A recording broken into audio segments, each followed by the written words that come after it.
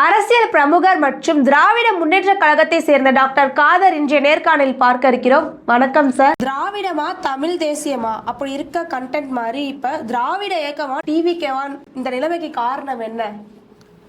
நிலைமைக்கு காரணம் பார்த்துக்கிட்டிங்கன்னா பாசிச பாஜகவை தான் நாங்கள் சொல்ல முடியும். பாசிச பாஜக தான் இதற்கு மூல காரணமே. ஒரு கரூர் சம்பவத்தில் டிவிகேனால தான் இந்த சம்பவம் நடந்துகிட்ருக்கு. அதையும் மீறி அவங்க கூட்டணி பேச்சுவார்த்தைகள் நடத்துகிறாங்கன்னா அதற்கு முழு காரணம் மதவாத அரசியல் தான் சொல்ல முடியும். அதனால் பாசிசத்தை ஒழித்து திராவிடம் தான் என்றும் நிலை நிற்கும். பாஜகவின் கணக்கு என்ன? பாஜகவின் கணக்கு என்ன? மக்கள் மனசை வெல்லணும்னு தான் அவங்க நினச்சிட்டு இருக்காங்க. ஒருபோதும் மக்கள் மனசிலிருந்து வெல்ல முடியாது. தமிழ்நாட்டு மக்கள் முட்டாள்கள் அல்ல. தமிழ்நாடு மக்கள் அவங்களுக்கு யார் நல்லது செய்கிறாங்களோ, எங்கள் முதல்வர் அவர்கள், தமிழக முதல்வர் அவர்கள், எங்கள் தளபதியார் அவர்கள் மக்களுக்கு நல்லது செஞ்சிட்ருக்காரு.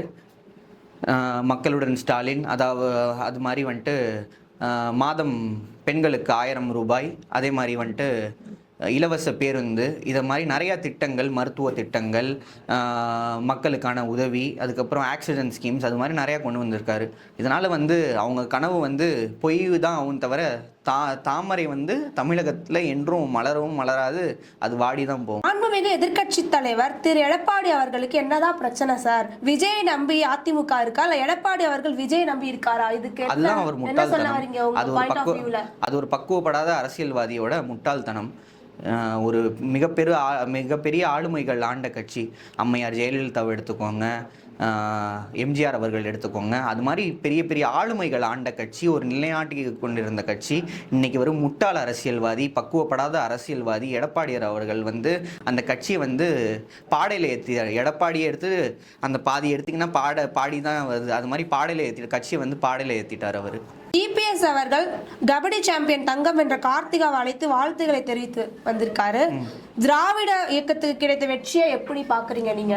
அவங்க தமிழ்நாட்டிற்காக, அதுவும் இந்தியாவுக்காக பெருமை சேர்த்திருக்காங்க. வரவேற்கக்கூடிய விஷயம். இபிஎஸ் அவர்கள் உதவித்தொகையை கொடுத்திருக்காங்க, வரவேற்கக்கூடிய செயல்.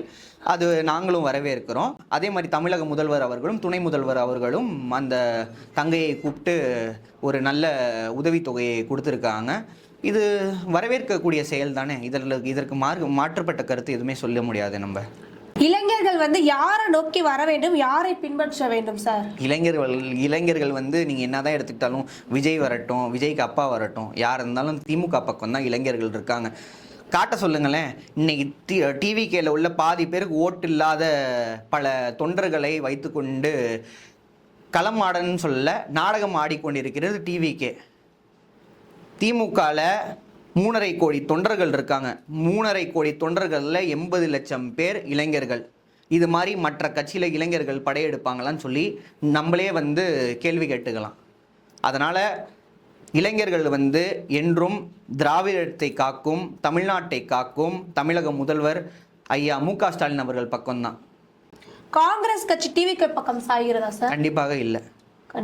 கை நமக்கு உதயசூரியனுக்கு என்றும் கை கொடுக்கும் என்று நான் நம்புகிறேன்.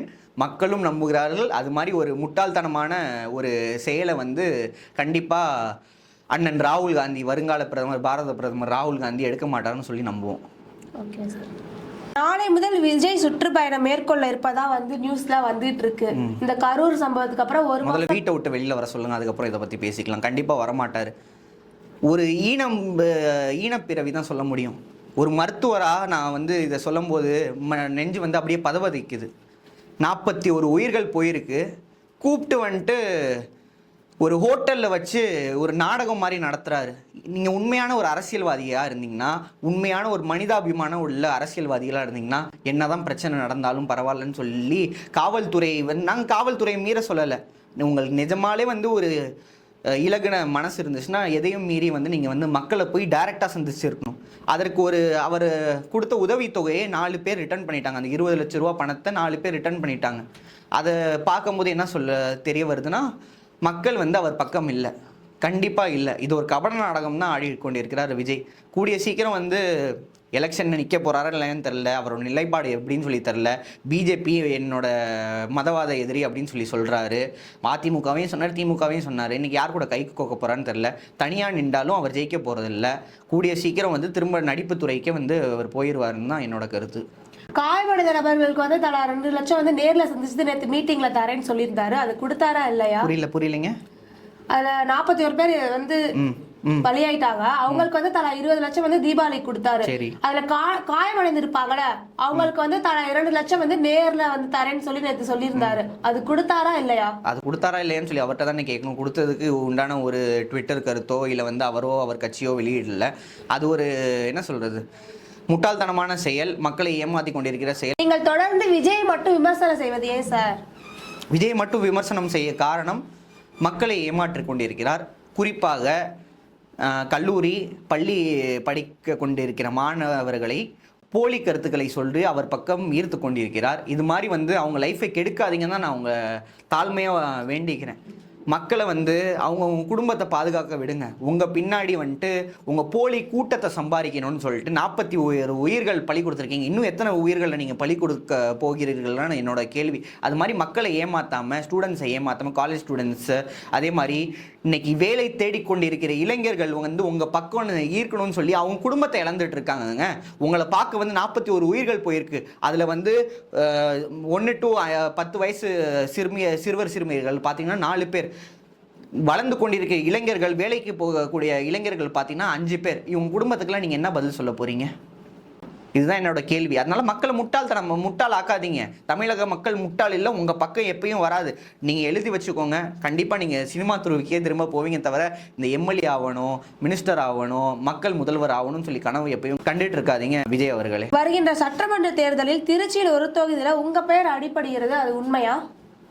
தலைமை அதற்கு முடிவு செஞ்சால் கண்டிப்பாக தலைமையோட ஒரு புரோட்டோகாலை ஏற்றுக்கிட்டு அவங்க கொடுக்குற வேலையை கண்டிப்பாக செய்வேன். சார், திருச்சியில் வந்து நிறைவேற்றப்பட்ட திட்டங்கள், நிறைவேறாத திட்டங்கள்லாம் என்னென்ன சார்? நிறைவேற்றப்பட்ட திட்டங்கள்னா நிறைய திட்டங்கள். 2011 2021 வரை அதிமுக ஆட்சி. திருச்சியோட வளர்ச்சி என்னவா இருந்தது? ஒன்றும் இல்லை. ரோடுங்க சரியில்லை, கரெக்டான பாதாள சாக்கடை திட்டம் இல்லை. 2021 திமுக ஆட்சி அமைந்த பிறகு பாதாள சாக்கடை திட்டம், ஸ்மார்ட் சிட்டி திட்டம், இன்னைக்கு உலகமே பிரமிக்கும் வகையில் பஞ்சப்பூர் பஸ் ஸ்டாண்டு அமைத்திருக்காங்க. அதுவே ஒரு மாபெரும் வெற்றி தானே. மக்களுக்கு ஈஸியாக இருக்குது, அக்சஸ் இருக்குது. ஒரு உலகத்தரம் வாய்ந்த பல செயல்களை திருச்சி வந்து முன்னோக்கி போயிட்டுருக்கு. அதே மாதிரி நிறைய இண்டஸ்ட்ரீஸ் படையெடுத்திருக்கு. சுற்றுலா தலங்கள் நிறையா திருச்சியை நோக்கி வந்து கொண்டிருக்கிற. அதற்கு முழு கிரெடிட்ஸ் வந்து டிஎம்கே மினிஸ்டர்ஸையும் திருச்சியை வளர்ச்சி பாதையை நோக்கி எடுத்துக்கொண்டிருக்கின்ற ஐயா நேரு அவர்களுக்கு மக்களின் மூலமாக எங்களின் பாராட்டுக்கள். நெல் கொள்முதல் கிடங்குகளை பற்றி, திராவிட முன்னேற்ற கழகத்தை பற்றி குற்றச்சாட்டுகள்லாம் வைக்கிறாங்களா? அதெல்லாம் எதுக்கு, எதனால சரி வைக்கிறாங்க? ஏன் இந்த கொஸ்டின் வந்துச்சுன்னு சொல்லி முதல்ல கேட்கணும். தமிழகத்தில் மழை பெஞ்சனால இந்த கொஸ்டின் வந்துச்சு. 1. 2வது வந்து இது இயற்கை பேரிடர். மழை எப்போ வரும், எப்படி வரும்னு சொல்லி சொல்ல முடியாது. நம்ம மக்களுக்கான உழைக்கின்ற ஒரு கட்சி, பார்க்குறோம், வெதர் ரிப்போர்ட்ஸ்லாம் பார்க்கும். அதையும் மீறி இயற்கையை தாண்டி யாரையும் வெற்றி பெற முடியாதுல்ல. அதற்கு உண்டான உதவித்தொகையையும் அதற்கு மாறான என்ன உதவிகள் செய்யணுமோ துறை முதல்வர் அவர்கள் வந்து ஒரு வாக்குறுதியை கொடுத்து போயிருக்கிறார்கள். அதற்கு கண்டிப்பாக தகுந்த ஒரு உதவித்தொகை வந்து பாதிக்கப்பட்டவர்களுக்கு வழங்கப்படும். டிஎம்கேவின் கூட்டணி வந்து எவ்வளவு பலமா இருக்கு, அதை பத்தி சொல்லுங்க. டிஎம்கேவின் கூட்டணி பலமா தான் இருக்கு. இன்னும் பல கட்சிகள் வந்து எங்களுடன் கைகோர்க்குமே தவிர எந்த ஒரு கட்சியும் திராவிட முன்னேற்ற கழகத்தை விட்டோ இல்லை உதயசூரியன் சின்னத்தை விட்டோ என்றும் விலகாது. இதற்கு தமிழக மக்களே சாட்சி. மக்கள் தீர்ப்பே மகேசன் தீர்ப்பு. 130க்கு மேலே தனியாக நின்று ஜெயிச்சிருக்கோம்.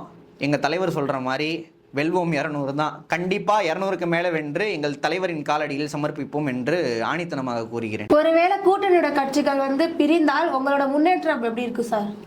மக்களுக்கான பல நல்ல திட்டங்களை தமிழக முதல்வர் அவர்கள் கொண்டு வந்திருக்கிற. முன்னாடியே சொன்ன மாதிரி பெண்களுக்கு 1000 ரூபா உதவித்தொகை, 3000 ரூபா வச்சு. என்னோட ஒரு கருத்து, ஒரு அன்னையரை பார்த்தேன். அவங்க என்ன சொல்கிறாங்கன்னா, அந்த 3000 ரூபா பஸ் ஃபேர் கொடு, மாதத்துக்கு 3000 ரூபா பஸ் ஃபேர் செலவாகுது, அதை வச்சு நான் ஒரு மதிய உணவு அந்த 30 நாள் உண்றேன் அப்படின்னு சொல்லியிருக்காங்க. இது மாதிரி பெண்களின் ஓட்டு, அதுக்கப்புறம் உங்களுடன் ஸ்டாலின், மக்கள் நிறையா மருத்துவ உதவிகள்லாம் தமிழக முதல்வர் அவர்கள் செய்து கொண்டிருக்கிறார். மக்கள் தீர்ப்பு வந்து கண்டிப்பாக திமுக பக்கம்தான் இருக்கும். கூட்டணி கட்சிகள் பிரிந்து சென்றாலும் மக்களுக்கு ஆற்றிய செயல்களும் நல்ல திட்டங்களும் திராவிட முன்னேற்ற கழகத்தை மீண்டும் அரியணையில் அமர்த்தும் என்று ஆணித்தனமாக சொல்கிறேன். பொலிட்டிக்கல் லீடர் ட்ரிச்சியை வந்து லைக் பண்ணுங்கள், சப்ஸ்கிரைப் பண்ணுங்கள், ஷேர் பண்ணுங்கள். வீடியோஸ் நல்லா கொடுத்துட்ருக்காங்க, மக்களுக்கான நல்ல கருத்துக்களை தந்து கொண்டிருக்கிறார்கள். இந்த சேனலை சப்போர்ட் பண்ணுங்கள், வளர வைங்க. நன்றி. Thank you sir.